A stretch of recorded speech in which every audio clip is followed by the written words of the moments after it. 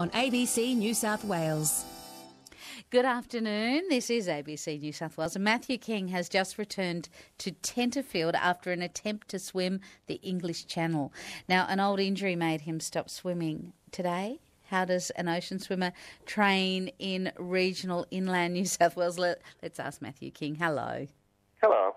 Matthew, what preparations did you make before you made this attempt?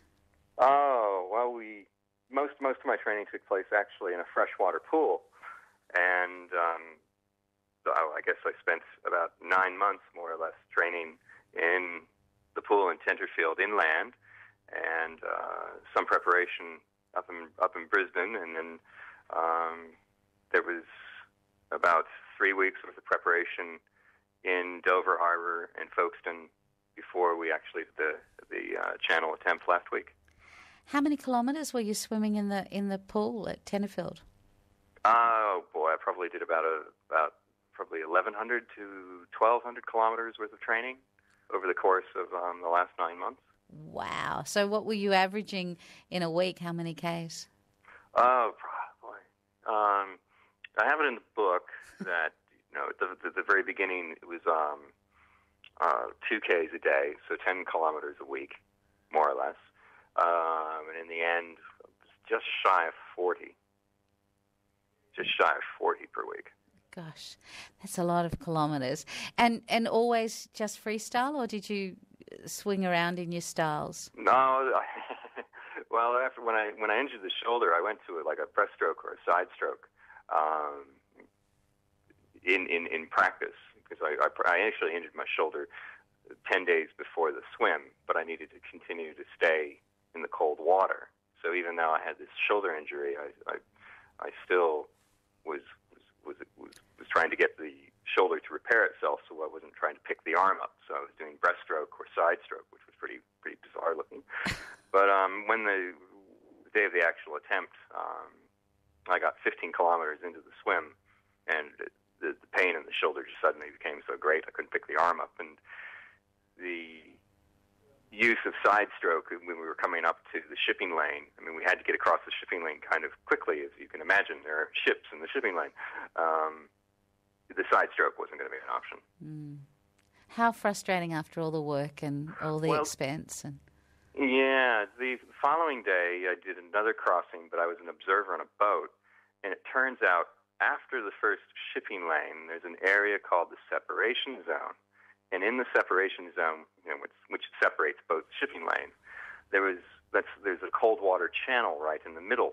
And nobody knew it was cold, actually, because the wind was coming down from the North Sea for several days in a row, carrying with it lots of cold water.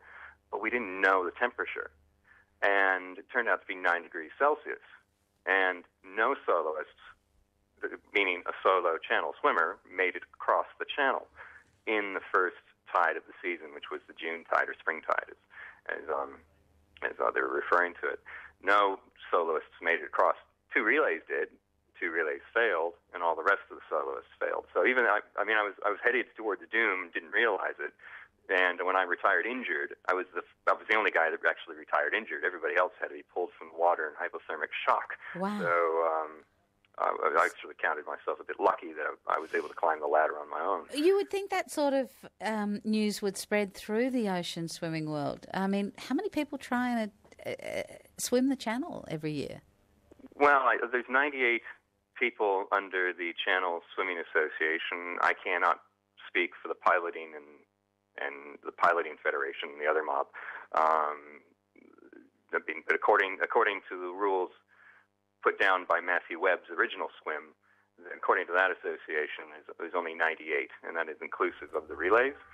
And so, I mean, really, there was a window of 3 or 4 days in which every month for the next, 3 months now, but for 4 months a year, there's a window of 3 or 4 days in which channel swimmers will attempt to cross, and under the CSA rules, meaning the tradition of Matthew Webb. A very exclusive club, then, you were trying to enter. Yeah, well, there's 2 sort of exclusive clubs. There's the people that have tried it and the people who succeeded. And the people that have tried it, there's about 6,000 people in the club. And, people have tried it multiple times and the people have tried it once. And there's only 800 I think now 800, inclusive of the 2 relays, there's 809 people that have crossed the channel. You going to go back? I'm gonna try it again. I'm gonna Next give year? There's a date in mind, and it's not going to have the fanfare that this one had. I just need to sort of apply what I've learned from my first swim and get the shoulder fixed, and then go at it again. You're going to need surgery for the shoulder? No.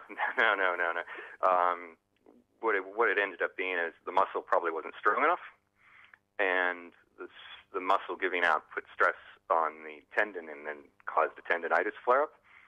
So it's just a matter of actually working out with some therapies and probably talking to a few sports physiotherapists trying to who specialize in this kind of stuff, and try and see if we can change my technique around a little bit more in the ocean swimming, because it doesn't happen in freshwater swimming.